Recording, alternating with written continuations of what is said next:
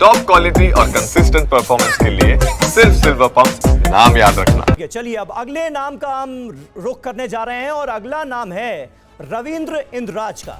जी हां, रविंद्र इंद्रराज के नाम पर भी मोहर संभव है। बवाना से वो जीत कर आए हैं। हर्षवर्धन त्रिपाठी जी मुझे बहुत हंसाने की मुस्कुराने की कोशिश कर रहे हैं, लेकिन मैं बिल्कुल भी इन बातों को नजरअंदाज करते हुए, क्योंकि ये 5 बड़े संभावित नाम हैं जिनका हम जिक्र कर रहे हैं और इनमें से कोई भी नेता दिल्ली की सीएम की कुर्सी पर बैठ सकता है। रविंद्र इंद्रराज का एक नाम है, बवाना से वो चुनाव जीत कर आए हैं, दलित चेहरा है और ये इनकी बड़ी ताकत मानी जा सकती है। दलित वोट बैंक को एक बड़ा मैसेज होगा अगर रविंद्र इंद्रराज को दिल्ली का सीएम बनाया जाता है तो संगठन का इन्हें अच्छा खासा अनुभव है। तो पूरा रिपोर्ट कार्ड भी हम रविंद्र इंद्रराज का आपके सामने रख रहे हैं। संघ से भी इनके अच्छे संबंध माने जाते हैं। ग्रेजुएट तक ये पढ़े हैं और उम्र है 50 साल। आनंद प्रकाश पांडे हमारे साथ मौजूद हैं।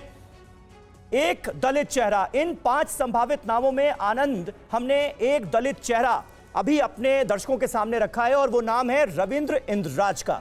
रविंद्र इंद्रराज मुख्यमंत्री के तौर पर कितने मजबूत कैंडिडेट माने जा रहे हैं?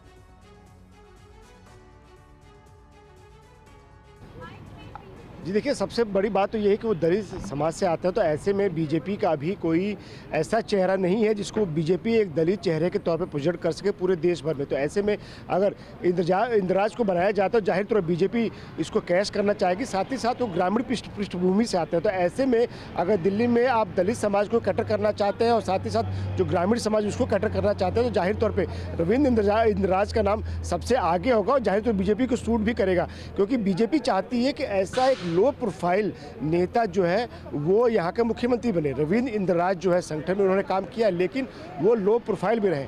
आपको याद होगा कि जब मध्य प्रदेश में सरकार थी तो शिवराज सरकार हो गई थी, वसुंधरा सरकार हो गई थी, यानी कि जो मुख्यमंत्री था उसके नाम से वो सरकार जाने लगी थी। तो ऐसे में बीजेपी दिल्ली में चाहेगी कि ऐसी सरकार हो जो कि दिल्ली में बीजेपी की सरकार हो, न कि किसी व्यक्ति के नाम से वो सरकार जानी चाहिए, क्योंकि बीजेपी का कहना है कि 27 साल हो गए हमको सरकार से बाहर हुए। ऐसे में बहुत सारा काम है दिल्ली में जो करना है और बड़ी मुश्किल से दिल्ली की जो गुटबाजी है वो खत्म हो पाई है, क्योंकि बीजेपी कहना है गुटबाजी खत्म हुई है तभी बीजेपी इतनी सीटें यहाँ पर जीती है। अभी तक इसलिए नहीं जीत पा रही थी क्योंकि गुटबाजी थी। तो ऐसे में बीजेपी लो प्रोफाइल व्यक्ति को, रविंद्र इंद्रराज हो, अगर ऐसे व्यक्ति को बनाती है लो प्रोफाइल को, तो गुटबाजी जो है वो काबू में रहेगी। साथ ही साथ जो भी मुख्यमंत्री बनेगा वो अपना चेहरा चमकाने की बजाय वो दिल्ली के विकास में काम देगा और संगठन को मजबूत करने पे अपना पूरा फोकस करेगा। तो जाहिर तौर पर ये जो नाम है बीजेपी इस नाते ग्रामीण कहेगी भी कि हमने एक ग्रामीण नेता को बना दिया, एक किसान परिवार से आने वाले को बना दिया, एक दलित को हमने बना दिया और पूरे देश में दिल्ली के बहाने बीजेपी इनके जरिए एक मैसेज भी देने की कोशिश करेगी।